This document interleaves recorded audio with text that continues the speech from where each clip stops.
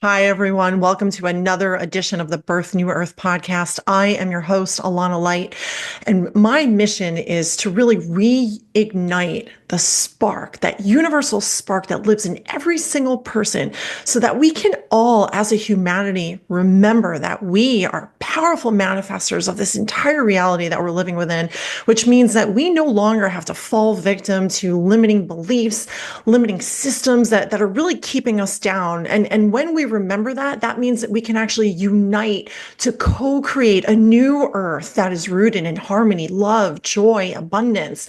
And that's exactly what my next guest is doing, Andrea, who is an unbelievable personification of the energy that is needed in order to create the new earth. Her story of transformation, which I'm just going to read straight from her bio, is a powerful example of healing deeply, breaking free from generational patterns, stepping into her truth. She has overcome food, alcohol addiction, release emotional trauma, surrendering to life's terms. She has reclaimed her power with grace and dignity. Andrea is an active servant leader today in Alcoholics Anonymous and a dedicated special ed teacher. She has over 2 decades of experience as an educator. Her journey inspires us all to confront our pain, break limiting cycles, and embrace our role as creators of the new earth. Join us as she shares her story and shows us what is actually possible when we step fully into our power to create a life and world that is rooted in truth, healing, and connection. Welcome, and thank you so much for joining. Wow, thanks. That's a Everyone lot. always, everyone's always like, "Oh my God, I didn't I even know can't that live about up me." to that. Walk us through your story. And before you even get into that, I need people to understand the force that you are. I don't even know if you understand the force that you are, because I meet you at CrossFit, which is not an easy peasy workout place. Like, people are doing Olympic style weightlifting, people are doing like gymnastics. Like, there's like crazy I want to be combinations. them. I want to Yeah, be it's like like you them. walk in and you're like, and I meet you, and you are one of them already. Like, you're, pumping insane amounts of iron. Like, I would have never Not me. thought, like, I couldn't believe it when I at some point found out that you had struggled with obesity, that you had struggled with addiction. Like, because when I came in and I met you, you were one of those women that I wanted to be like immediately. And that's the whole thing. Like, no one really understands what it took to become the person that you are. And we go around with these kinds of stories and don't necessarily share them right off the bat, which is why I'm honored that you're here to do so. I'd love for you, if you're comfortable, to kind of like walk us back to the beginning of the journey, wherever it feels right for you, so folks can really understand, what has made you the woman that you are today. So my mother was really difficult. My Mm. mother's full of rage. My mother's that crazy Italian grudge holder that'll throw herself across the table at a wedding and Wow. well, she'll be the type of woman that will speak to you for years on end. Wow. And she's done that. She's one of those, it's my way or the highway, and Right. absolutely has no filter. And I believe a lot of times she sees things in a very shrewd way. Mm. And I'm very, very much like my mother. Mm. Doesn't mean I'm a bad person. Doesn't mean she's a bad person. My mother is also a woman that will give you the shirt off her back, or she will take time out of her own life to nurse somebody and take care of somebody. The problem is that my mother also doesn't know moderation. Mm. She will give up her entire life to take care of someone else. Wow. Issue with that is that she expects in return you to see things the way she sees things. Wow. So it comes like at a price, kind It of. does. And it's Yeah. not an Yeah. intentional price. Right. So I was raised by my mother, who's incredibly difficult. Teachers were afraid of my mother. Uh, Wow. Parent teacher conferences, the teachers were afraid of my mother oftentimes. And my mother gave up her entire life for me, just like she gave up her entire life for her mother, who had Alzheimer's disease. And the thing is, though, when you give up your entire life at the expense of your own mental, Right. emotional well-being, you're really not of much service or use to those people that you're giving your life up for. Right. And there's resentment all around. And my dad was not really there in an emotional way. Mm. My dad, also believed he got involved with a woman immediately after the divorce, and has been very happy with her for God, 50 years almost. And I truly admire that. And they live a very beautiful, wealthy, hygienic life. you know and both of my parents are obsessive clean freaks, and I dealt with that, and I was I guess the rebel in that sense. I was the dirty room teenage girl. Right. um the weight issues were in my mom's family. All the women in my mom's family were fat, and that's what Italian people do. Oh, you're Right. Right. fat. It's like the medicine. Yeah, Yeah. and Something's you're not good. Just have celebrate pasta. Yeah. everything revolved around food, and I love that. Yeah. All the Yeah. traditions Yeah. in the Italian culture, all of the holidays, everything really did revolve around food, and it did in my father's family as well. My father's Italian. I'm 100% Italian, but there was a little bit of a difference. There wasn't as much, maybe because I wasn't there. I Right. I never really spent Right. holidays with my father. I never lived with my father. I saw him, one day a week. Yeah. First. And it sounds like if like you're feeling the energy of resentment from your mom, Well, that my like, mother is just full of rage. And mm, I would very much be the same way until about 4 or 5 years ago. I wow. wanted to blame my mother, my father, my ex-husband. Right. Right. Right. It's always like on the outside. And I Yeah. went through And the because same I'm the thing. victim. And Yes. Yes. they may have made a lot of mistakes. They may have caused a lot of harm. However, my part, even if I did nothing wrong, if somebody beat the crap out of me, my part in it would be I'm a grown ass woman today. And if somebody beat the crap out of me when I was a kid, shame on them. But it's still my job when I become an adult Yes. to Yeah. address those issues and Yes. take power and find a God and be God centered rather than self centered or Andrea centered. Instead of saying, look what he did to me, say, okay, this may have sucked. What can I do now? Yes. Serve Yes. myself, become a better human being, a better woman, and to help another one. I love that. And That's where only when your I do that story can I forgive. that's like the turning point. I feel like for your story and like where you were able to. I know we talked before the call about like transform generational energy because Yes. if you would have continued on in the pattern of your own, resentment that was like mirroring like your mom, for example, or not, speaking out for yourself and not actually connecting within, which was maybe like the pattern of your dad, you would have continued to self-harm essentially by I think the things that soothed you maybe in childhood, like maybe your mom gave you the food because that was the thing that felt nurturing. Yes, but a lot of that was my dad. Mm, What I was getting to that I skipped around and I tend to digress a lot. My dad was very vocal hmm. about his disapproval of my weight. I Wow. was not an overweight little girl, but I was always a big little girl. Well, you see me, I'm not overweight now, and I can say that out loud. I know I'm not overweight. I have to really drive that into my head. I am no longer overweight, but I'm a big girl. I'm tall, and I'm never going to be skinny, Right. I feel the same.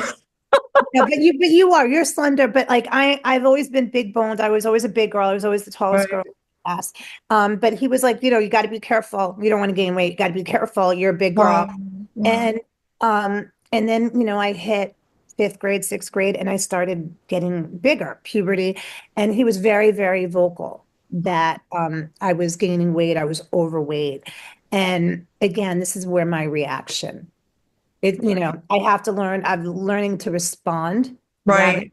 than react. Right. And my reaction to my father saying, don't eat so much, or you're gaining weight, or you're heavy. You don't want people to look at you. You don't want to grow up being like that. My reaction to that was to seek comfort. Right. Right. Food. So I became that secret eater. Wow. Like I'd say this story all the time. Like my dad really didn't know what to do with a Yeah. 12-year-old or a 13-year-old girl. And there was this deafening silence. Like he'd take me to church Sunday morning, we'd go to a diner, he'd read a newspaper, and there was no like comfort. It was just so uncomfortable for Right. me. And he Right. would drop me off at the movies a lot. Um, So what I would do is I would get a whole lot of food. I'd smuggle it into my Oh bag. yeah. I'd Yeah. get, like Burger King and Ben and Jerry's, and I Wow. never actually had the popcorn because I was never a big I was pop. gonna say you must have had the popcorn. I I love didn't have the that. popcorn, That's what but I I would have had had. better stuff. I had all the chocolate. I'd even, like I said, I'd eat a whole meal, like Wow. in the movie, and then he'd pick me up when the movie was over, and I'd pretend that I was hungry Wow. And for then go to dinner. eat. And for a Sunday dinner. And Wow. I felt like I could eat Sunday dinner like a normal person. Because he would also look at like, she can't have soda. You can't give her, if it's soda, God, at least let it be diet. Look at her. Right. Look at So her. Don't you put so ate. much cheese on her pasta. Look at her. Wow. So You you know, would that's it's not. like I never understood the why behind like closet eating. And it's almost like to prepare yourself to like be the person that you need other people to see you to be, like It to was eat almost like I normally. was rebelling in Wow. my little way. Like I was rebelling against my Wow. father's what I thought of was judgment of me by eating like a gavone, as we call it, and eating secretly. And to this day, oh God, I wish Wow. I didn't have that thing in me. To this day, when I go to bed at night, almost like a baby, I want to self-soothe by going to bed with something sweet. Right. And the only time I really didn't feel that insane urge to have something sweet and comforting when I go to bed at night was when I was truly happy in a romantic relationship with somebody Mm. in the bed. And I can probably also honestly say I have very rarely had times when, for any sustained period of time, when I was truly romantically happy. Right. Right. But I also, and also when the kids were really little and I got to cuddle with them in bed. But when I go to bed, I really wanted to hold on to something. And more Mm. times in my life, it's embarrassing to say, more No, no, I think it's common. I think a lot of um, people are I, looking for yeah, that. I would hold on to some comfort food. And when my body was at the point where I could no longer have that comfort food, I held on to a bottle. Because Wow. I didn't start drinking problematically until I was much older than most people. Right. That's what I find fascinating because I think it was all about the food for you for the bulk of the time Until I until at was in my some mid point. 30s. Until I was Wow. in my mid 30s, it was all about food. I had a gastric bypass. I've showed you the pictures, the Yeah. one picture that I have, and there were other pictures, but I'm pretty sure I got rid of everything because I was too embarrassed to take pictures. And now I force myself to take pictures all the time, almost like I'm documenting my journey. But so I had the gastric bypass 6 months after my third child was born. I was 35, 36. And then I couldn't eat. And I spent the next like 4 years traveling down the road of addiction into other things. It really started with the first year, it was just a lot of depression, and coupled with euphoria. Hmm. Because I was cripplingly sad and in mourning. I mourned the food. Like I remember at one point, Wow. Oh, you're mourning the food. I physically Wow. couldn't eat solid food for Right, the first right, right. Because of the surgery. Yeah. yeah, I Wow. couldn't eat the Wow. food. And my father came, and I have to also say to my dad, whatever the issue was with him and me, first of all, it never occurred to me that my father said the things that he said because he loved me. Right. Right. It never occurred to me that he said the things that he said because he cared about my health, Right. or that he wanted me to be happy and not be judged, Right. and be the fat girl that was criticized, or that went alone because she was fat and ugly. Because I also do believe that my father believes that bigger, chubby women are ugly. They're Mm. unattractive. Wow. He always said, "You're a pretty girl if you could just lose weight." If you could just, wow. And Lose that was his love language too. That was him Yeah, trying to say, I yeah. love And that was like my whole, and I think that also you. leads a Wow. lot to my vanity now is everybody always, Mm. such a pretty face. You would be so beautiful if you could just lose the weight. Right. And I really held on to that. Now that I've lost the weight, I'm supposed to be beautiful. I'm supposed to be perfect. Right, now I'm going to You be know, perfect. and I still have these folds, and now I have these wrinkles because I lost 150 pounds like in my 40s, and so Where was I? You So you were where you were mourning food, right? yes. And you had the So realization that your a dad was horrible speaking love to depression. you. And my Yeah. father would come, and that's what it was. I wanted to give props to my Mm, and mm. to my mom as well, because no matter what I turned out to be, they're loving, and that's my fault. What I turned out to be is really more about me. They are such loving grandparents. They both have their idiosyncrasies. My father is just as obsessive compulsive, neat freak now as he is then, and my Yeah. kids are very uncomfortable. Like, it's almost like you walk on eggshells. Yeah, yeah, yeah. And he still has that level of discomfort where my kids don't feel truly comfortable being themselves around him. But Yeah. the most loving grandfather who goes out of his way to be a part of his grandchildren's life. He would have done anything for them. He used to travel from Bayside, Queens to Staten Island twice a week during rush hour to watch his grandchildren. My mother would come from Pennsylvania and stay here for like a week on end to watch her grandchildren.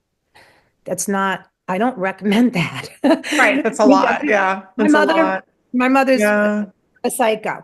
And having her here with her mentality wasn't all that good too. My mother even at one point tried to buy a mother-daughter house, and that Oh, was wow. that Wow. that The was whole, that was not wow. not a good idea. But my mother is a beautiful woman, and I pray now that at 70 something years old, she could find her peace. So for I don't you, think she will.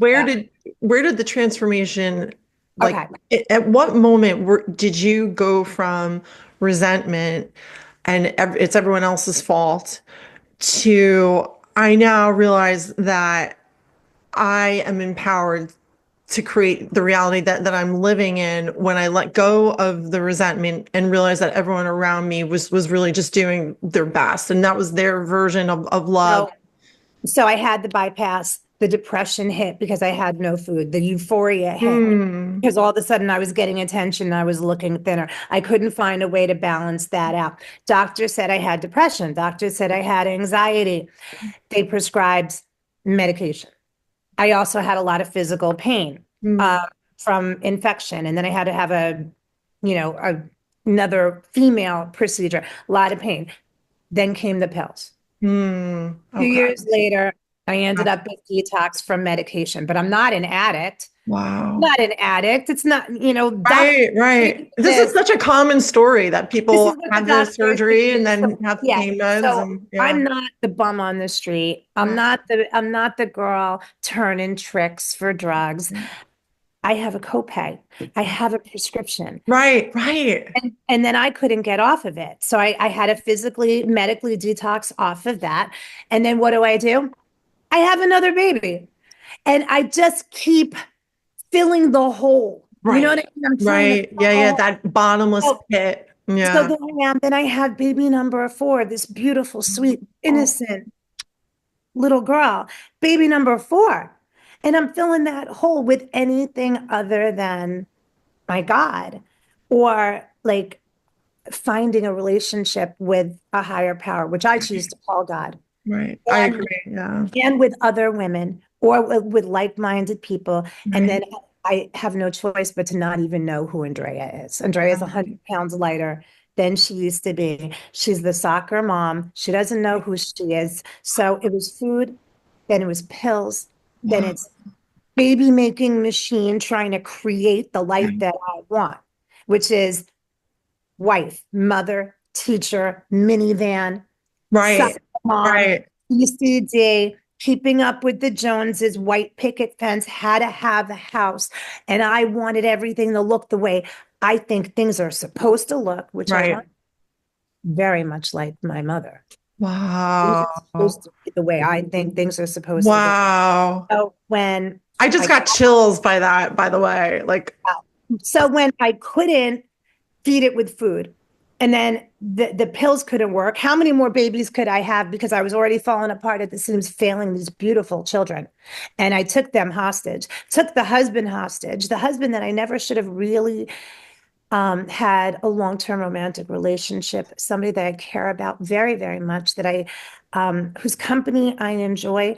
But the only thing we ever really had in common is that we were both broken. Mm. Both broken, not knowing how to deal with traumatic events or emotions growing up in addiction. And Wow. what we really had in common was that we were broken and we both desperately wanted to be loved and we desperately Mm. wanted to live a life that wasn't what we saw growing up. Right. And the Totally. problem with that is when nobody models how things are supposed to be, or forget about how things are supposed to be, because things are supposed to be different for every person. Right. Right. We're not Right. cookies. It's Right. not a cookie cutter life.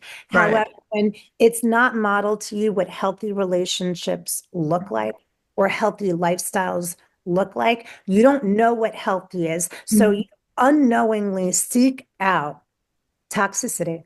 It's Mm. what you're used to because you Like think, subconsciously, it's the yeah. default. Like Yeah. I thought, okay, he doesn't drink. He's Wow. going to be like my mother, no violent drunken episodes. Okay, he is certainly not clean. He's a pig. He's not going to be that rigid thing that my father is. But Wow.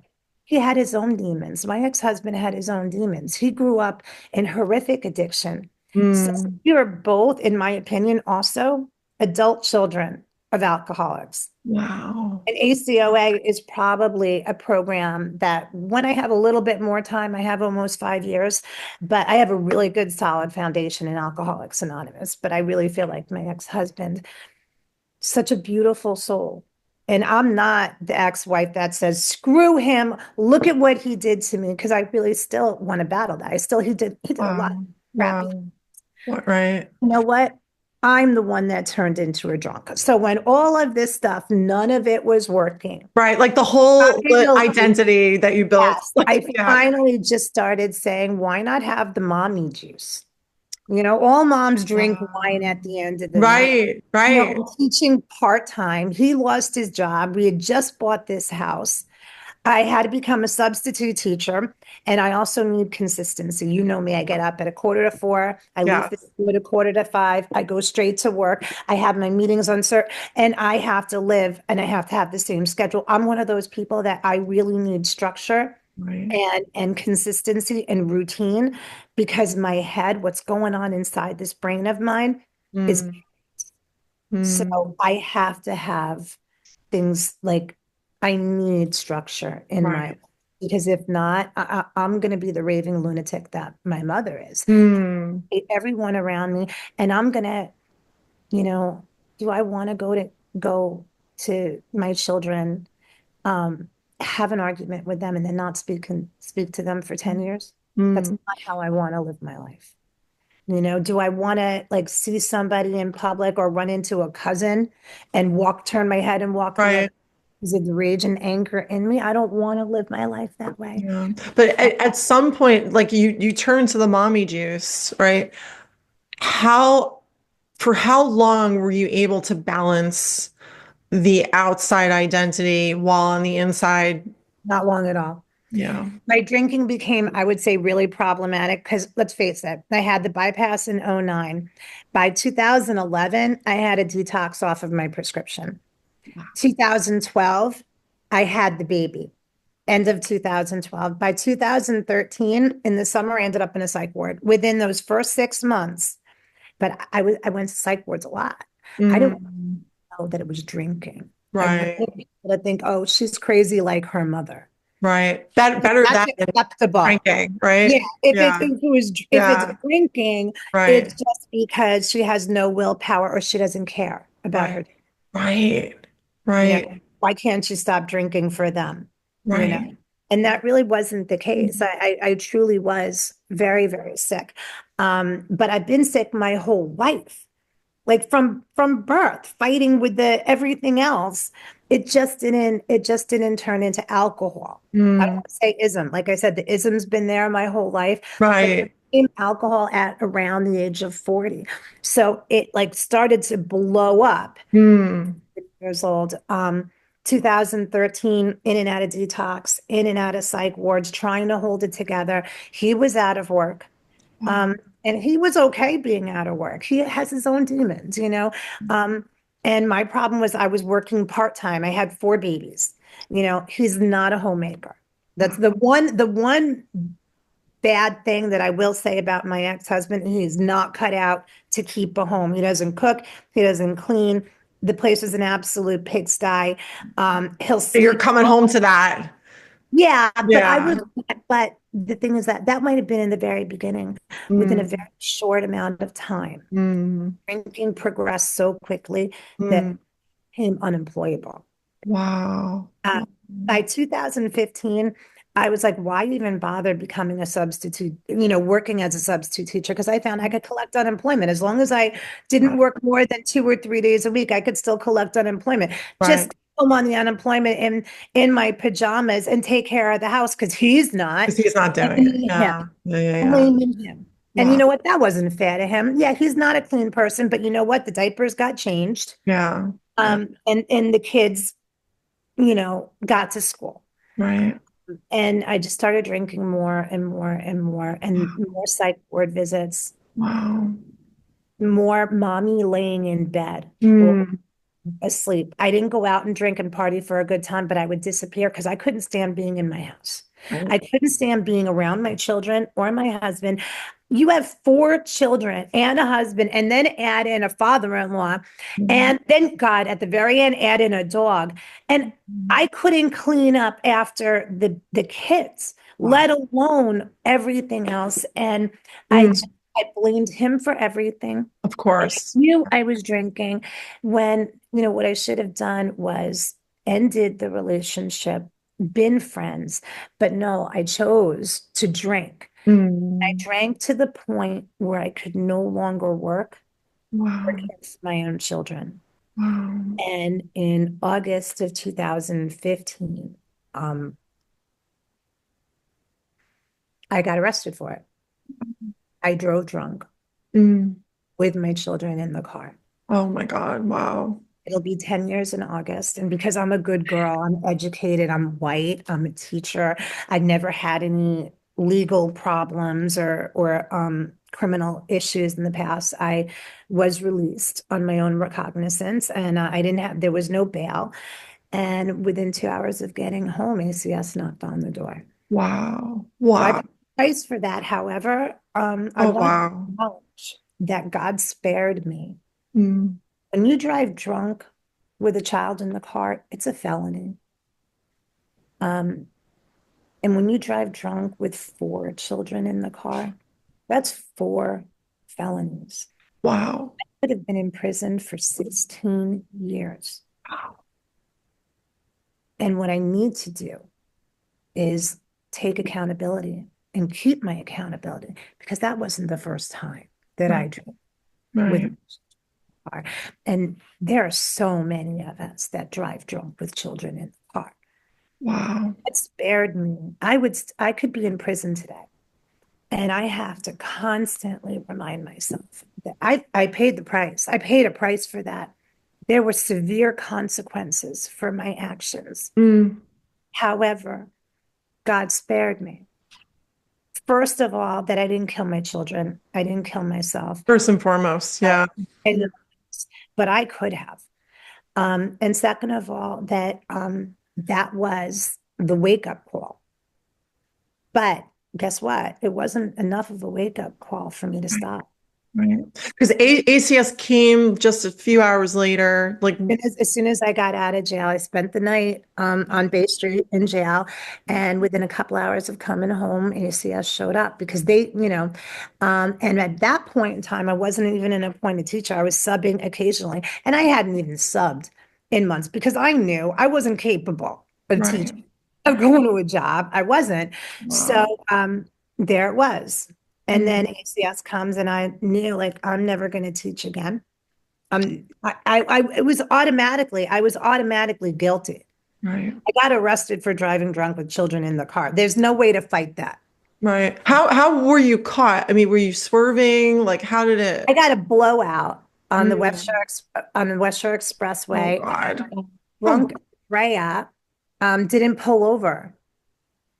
Drunk Andrea just kept just kept driving. going. With a Wow. blowout, Wow. and the police saw, they said they'd never seen anything like it in their lives. Wow. Somebody just driving, not stopping, with no tire or wheel on her car. And I'll never know what I did to my kids. My youngest doesn't remember, but my three others remember, They like the remember. tire Yeah. hitting the windows. I don't remember. I know that when they arrested me, that the kids saw mommy getting handcuffed. Right. Um, it was the summer. It was very hot. Mm. Thank God my ex-husband was on his way home from work, so he got the kids, so the kids didn't have to be transported anywhere but home. Wow. What is going through your mind then? I don't remember, but not much. Probably just disorientation. No, I'm fine. I'm fine. Right, right. You There's know what nothing you're wrong. talking about. Yeah. Well, I'm a liar. Yeah. And Why are you pulling me over? yeah, I'm fine. I don't know Right. what you're talking about. I'm not drinking. Meanwhile, it was there in the cup holder. It's in You the know? cup holder. Yeah, and I'm not drinking. No. I don't know what you're talking about. And then, as time goes on, well, if you had my life, you'd be drinking too. And you know what? There was a rough patch. My husband lost his job the day before we moved into our first house. We never even got to make a mortgage payment before he lost his job. I was 7 months pregnant. I can tell a really good story. Yeah. My mother's a psycho. My dad's unavailable. Uh, Right. I can spin it. I Right. can spin it. And what I'm doing is I'm spinning it and I'm manipulating it. Right. That's I- what's happening. Yeah. I'm a liar, I'm a cheat, and I'm a thief. Did I knock up a liquor store or rob a bank? No, but I'm going to steal your sympathy. Right. And I'm going to steal my parents' sleep. Wow. Wow. And I'm going to steal the mother from Mm, my kids. mm, And I'm taking that away from the people that I love, the people that love me. I'm stealing their peace of mind. So, like I said, the problem drinking started in 2013. One would think when I got arrested, that would be the end of it, right. but it wasn't because I'm Andrea. Mm, I can stop this. This is right. my life right now. This is rough circumstances. I can Right. on Right. my own because Yeah. I'm smart, I'm tough, I love my kids. It wasn't even about any of that. It was about the fact that I'm sick and Right. nobody can do this on their own. And then I had to get worse. Right. It You had know, to, you had to hit more of a rock I had bottom. to hit more. And then two Yeah. years later, I actually got court ordered out of my house because I got caught drinking. Wow. I wasn't even allowed to see my kids. I ended up in a halfway house. Wow. And that's when I discovered Alcoholics Anonymous, when I hit a half. Mm, Um, and then, several months after that, I realized that like I could never live with my husband again. I just could not live the way he lives again. Wonderful man, just too different. I don't want to live that way. right.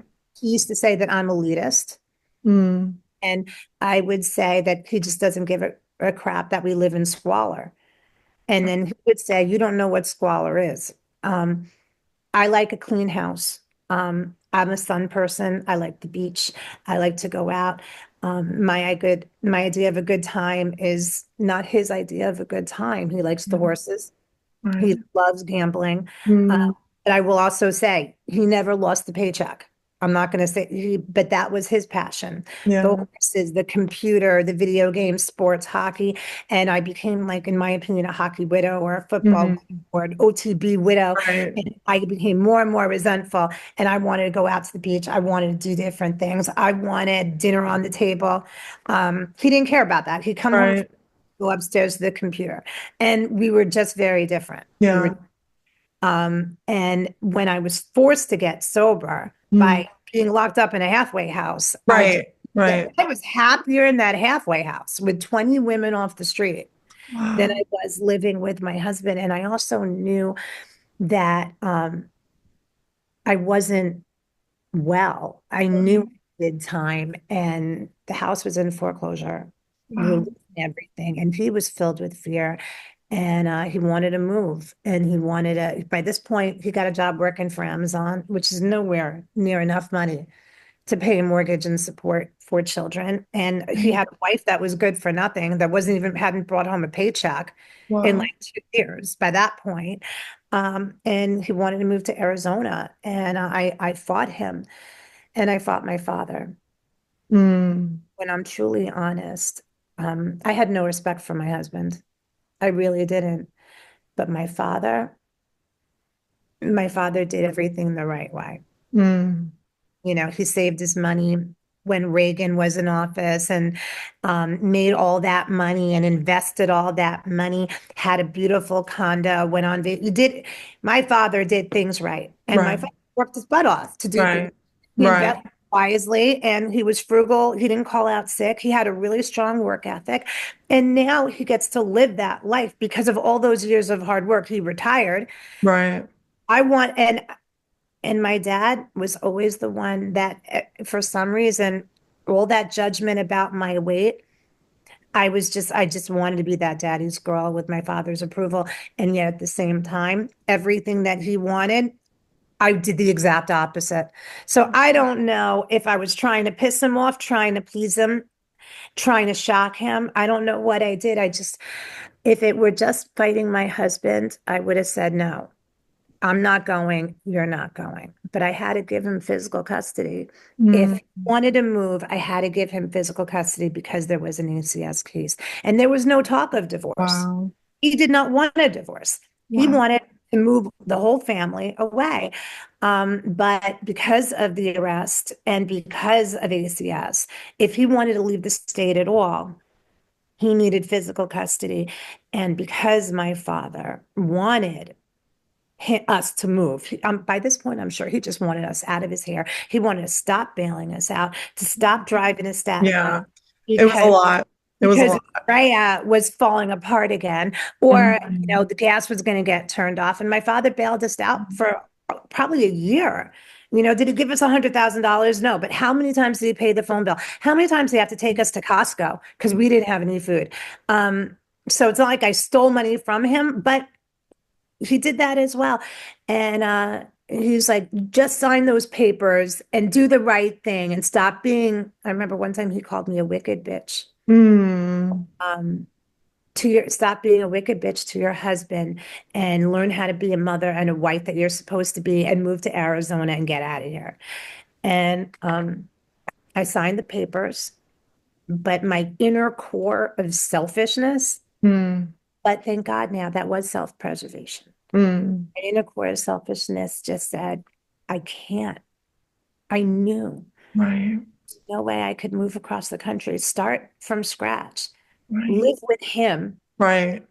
Right. and take care of those kids. Yeah. And Because I that's just, just repeating the same patterns over and over again. You almost just had to like stop everything and actually, for the first time ever, go within. and Like, I knew that I was going to die. yeah. As it is, in 2015, probably 2 months before I got that arrest, I took a bottle of pills and I ended up in a coma.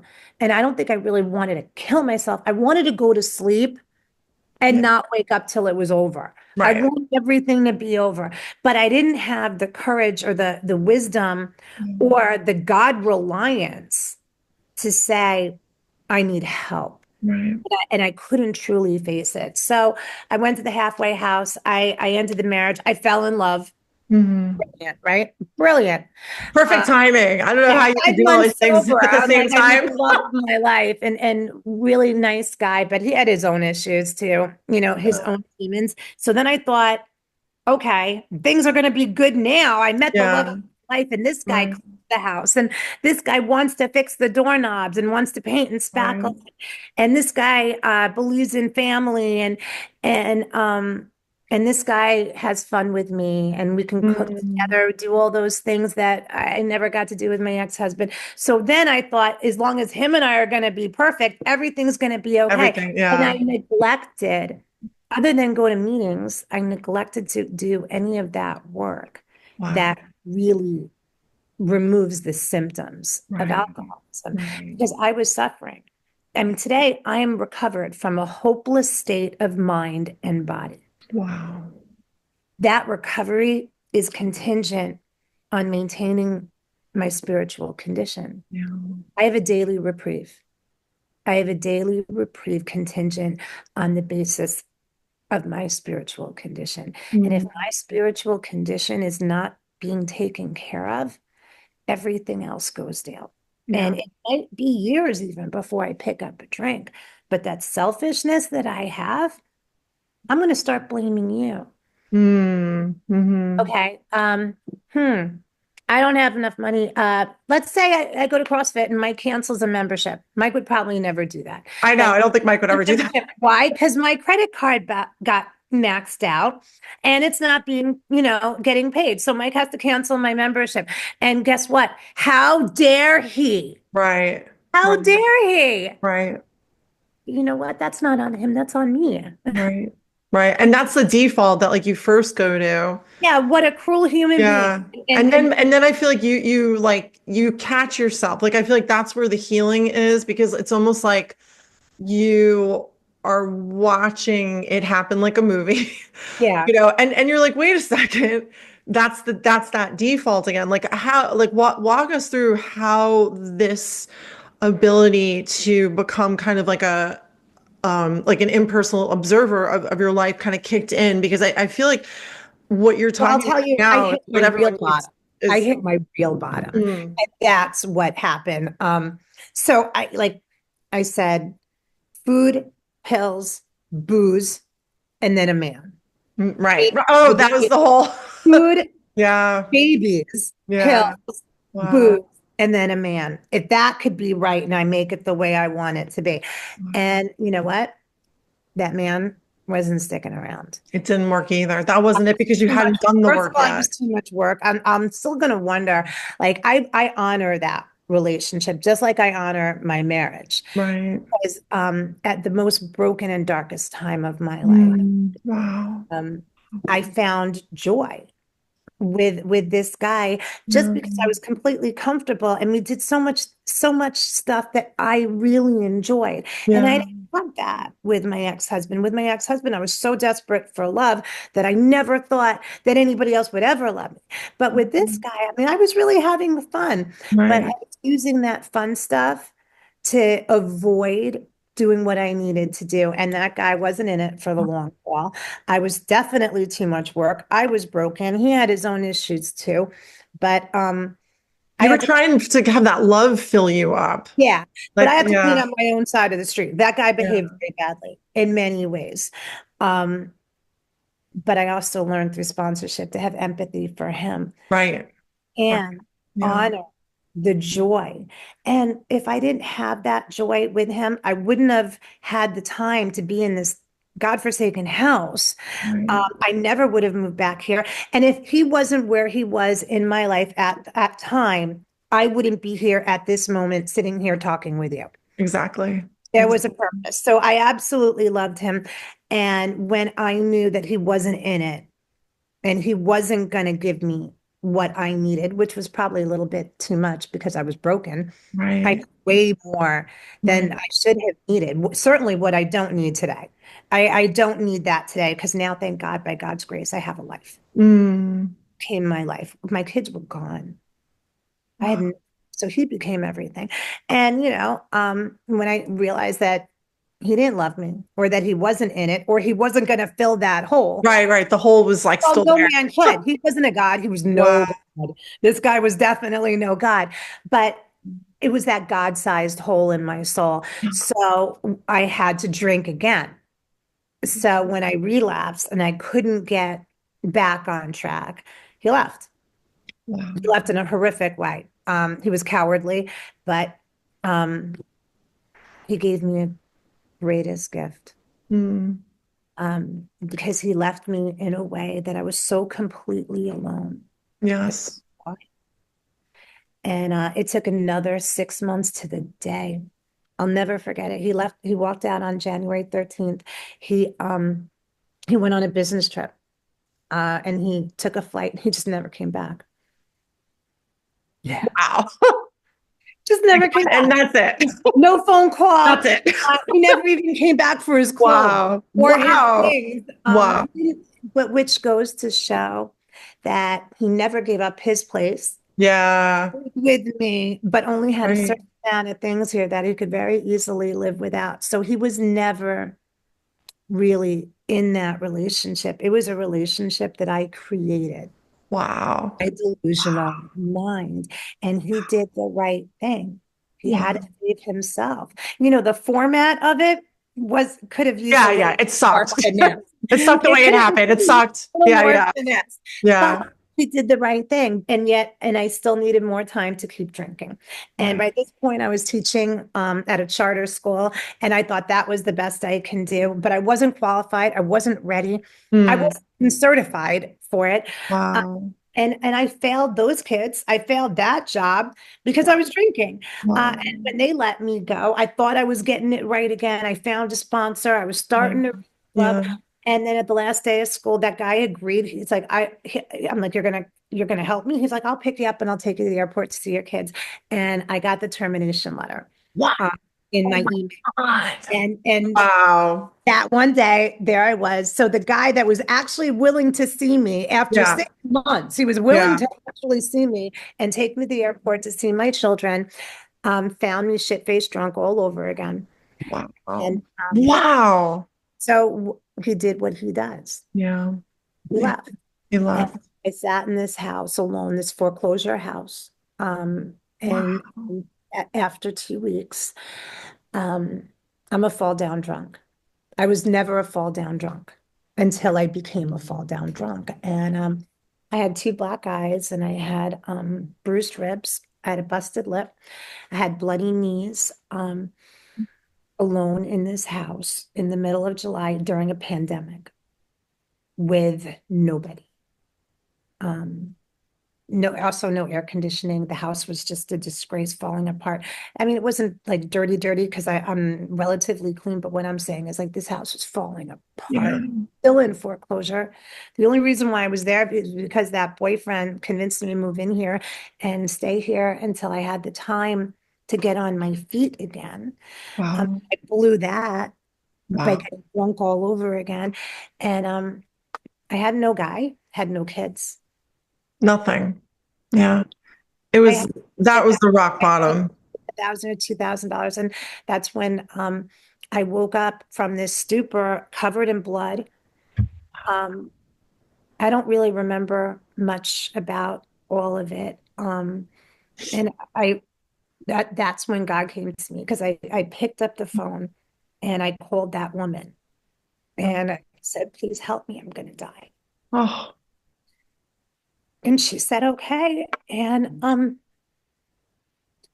for the first time in my life, there was somebody that loved me enough to tell me the truth, to force me to take accountability for yes. all of my actions, to show me the way, but without judgment. I'd be like, look at what he's doing to me. He's not doing anything to you. He's not even thinking about you. You're not that important. Right. You are creating this in your head.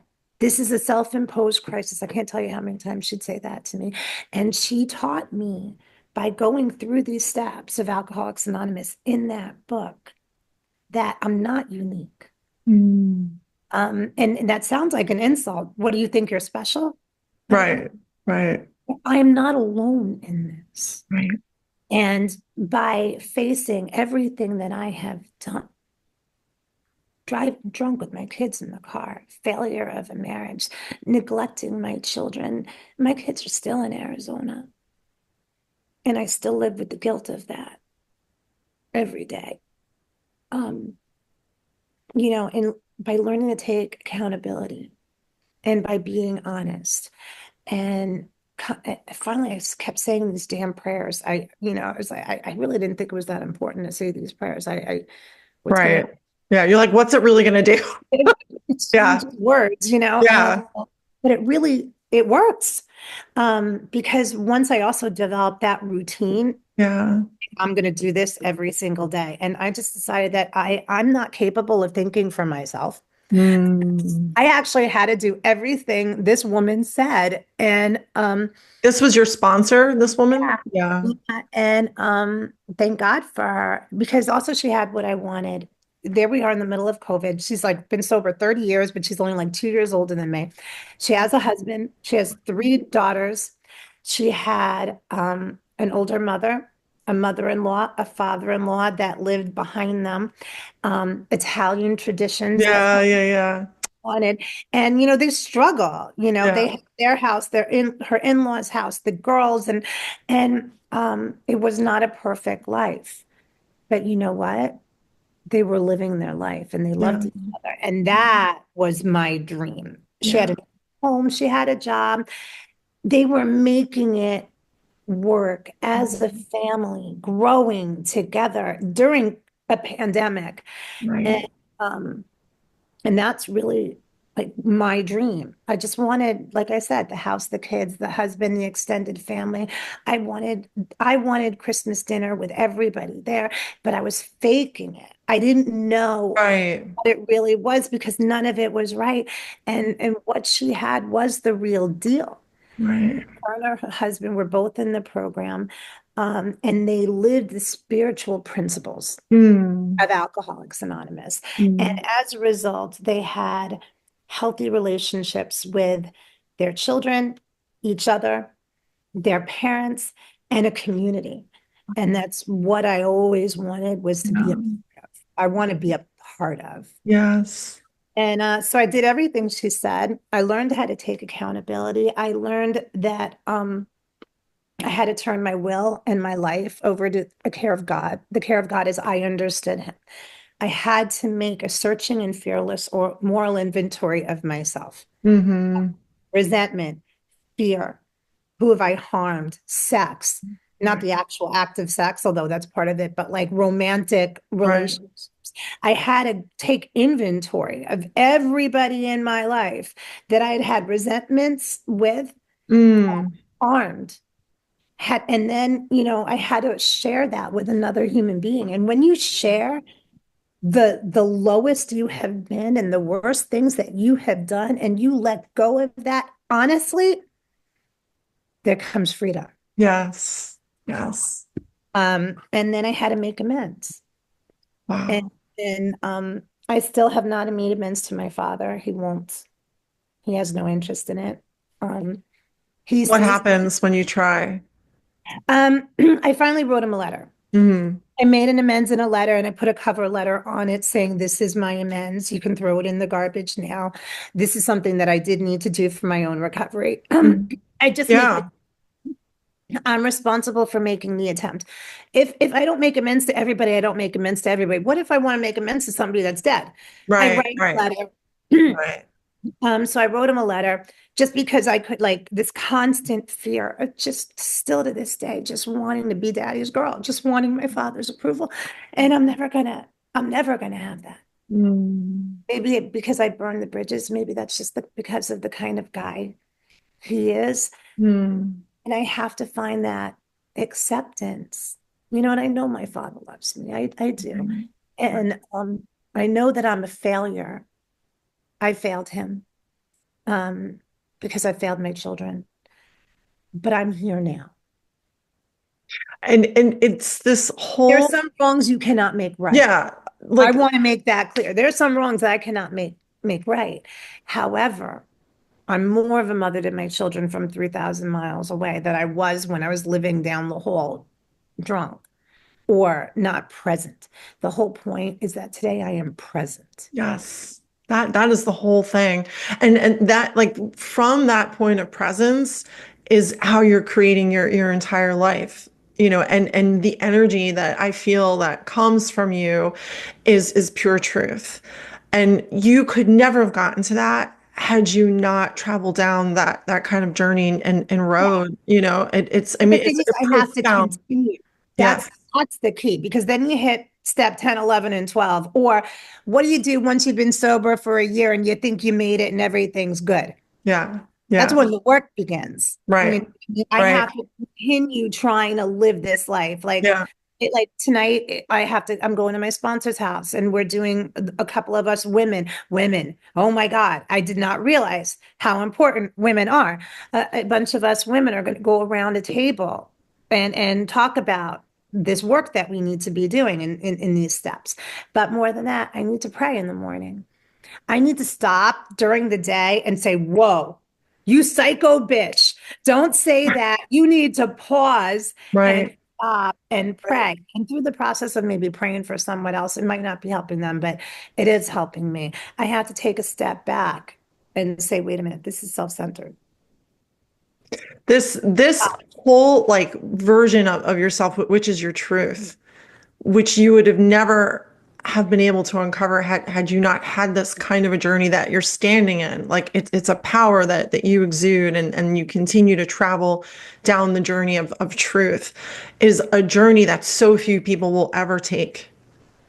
And that whole journey of truth that like maybe like your dad has not taken for himself would be the only reason why he would in any way exude some kind of energy of not having approval. And it's not about not having approval for you, because it would only ever be about not having approval for himself, because we can't emit a vibration to another person unless Yeah, it actually already lives inside of us. but that's his truth.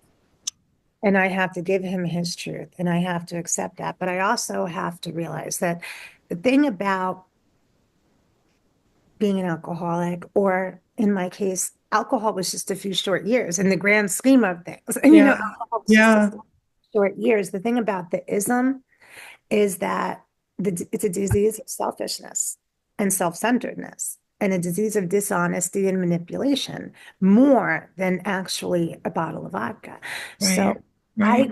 I can't make up for 45 years of suffering No, no, of course. And you're not and meant to. in And you're 5 years yeah, of trying yeah. to And do it yeah, right. The thing about time is it takes time. right, So what right, I need to do is focus on living a life of dignity and grace and making every attempt, because I fall short so much, mm, trying to live my life right, sober, independent woman of dignity and grace. But he will argue with me because there are certain things that I'm not doing. That house that was in foreclosure, mm-hmm, I'm still here mm-hmm, and yeah, it's still in foreclosure. yeah, So I'm so grateful because when I hit that rock bottom right, and I made that commitment to yeah, that I had nothing left on July 13th of 2020, and that woman had me do things that I never did before. I have to go to different meetings. I have to get on Zoom. I have to say these prayers. I have to speak to women.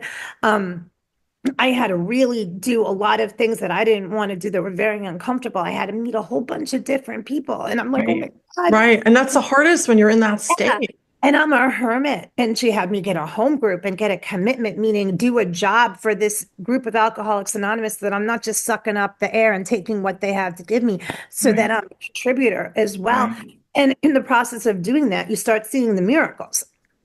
90 days in, it's COVID. The DOE needs more teachers because of remote learning and everybody retiring and quitting.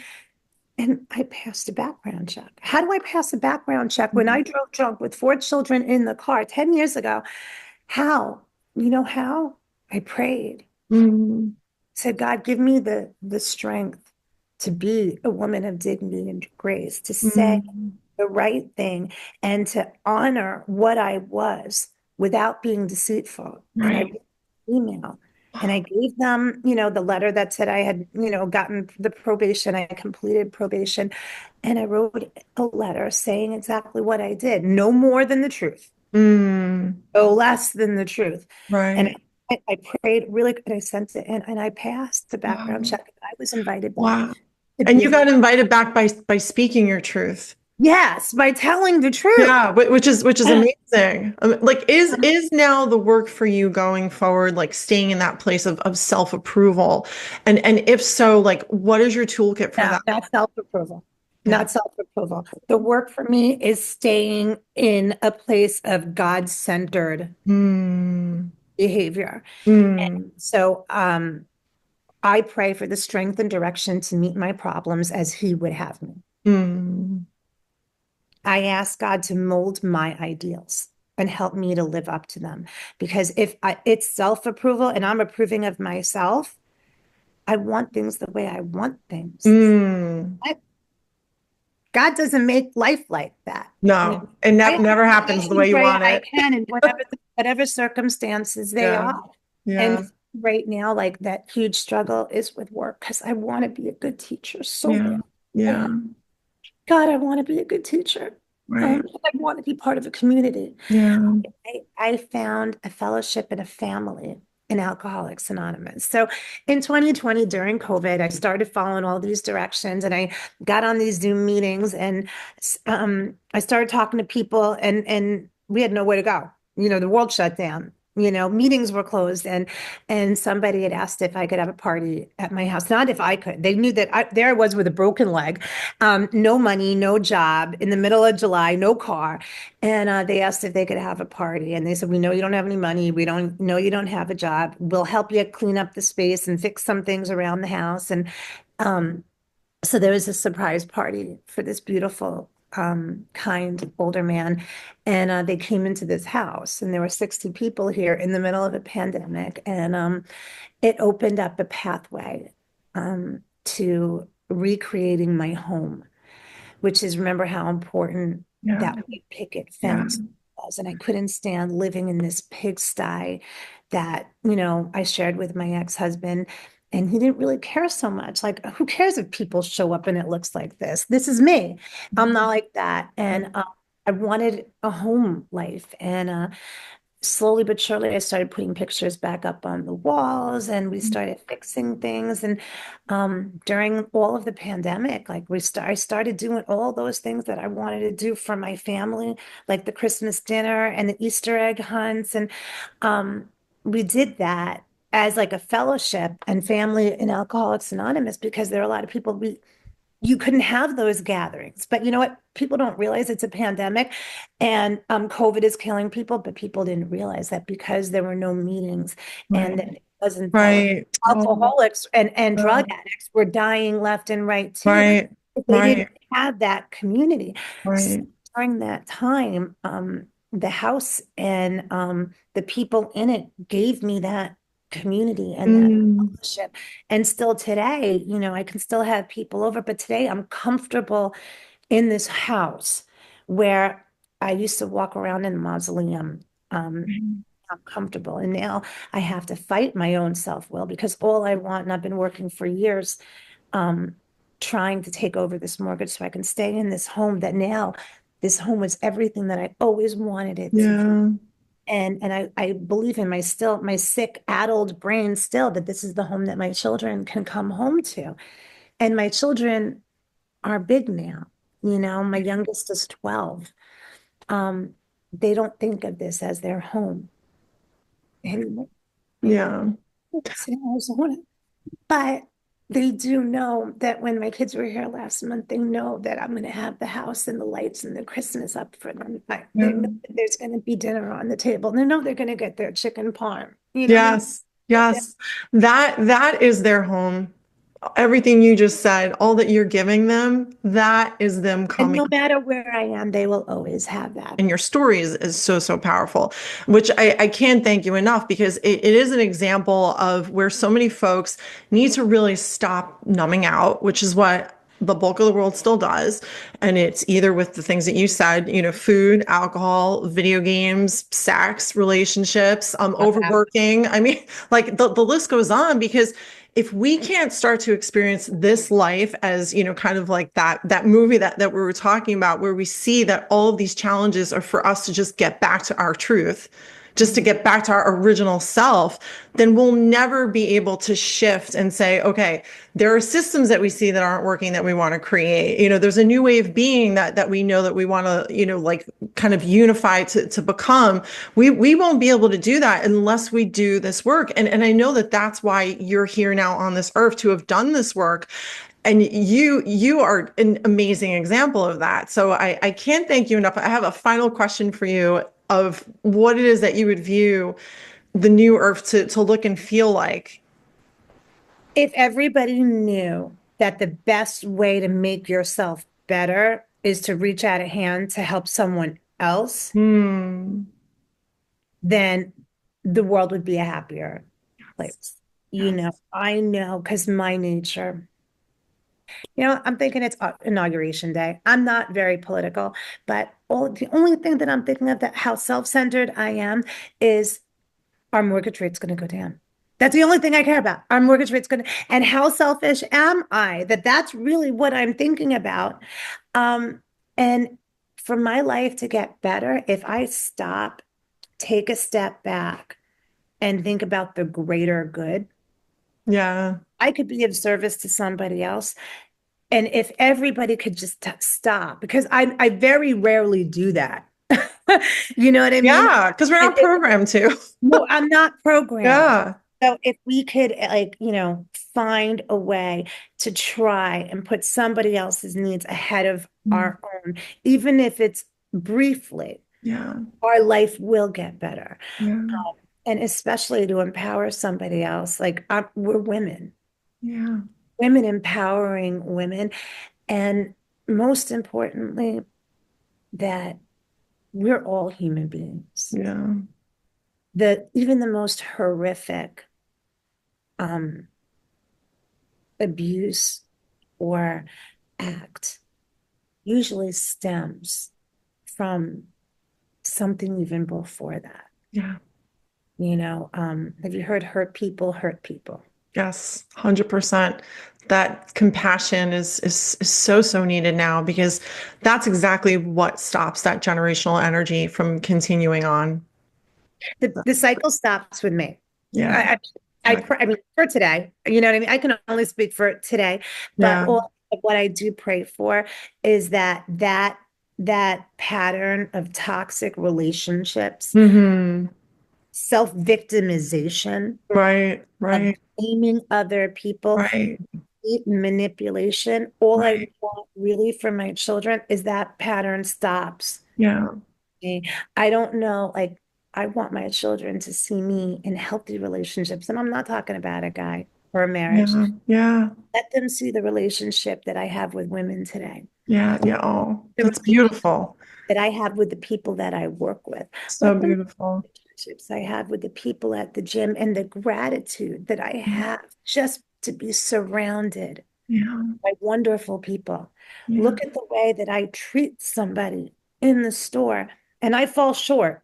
Just, you know what I mean? The way we interact and Yeah. let them see an attitude of gratitude. I know that's a cliche. Mm. Let them No, that's so beautiful and so, so true. I can't thank you enough. This has been so wonderful. Such, see the miracles. See the yeah.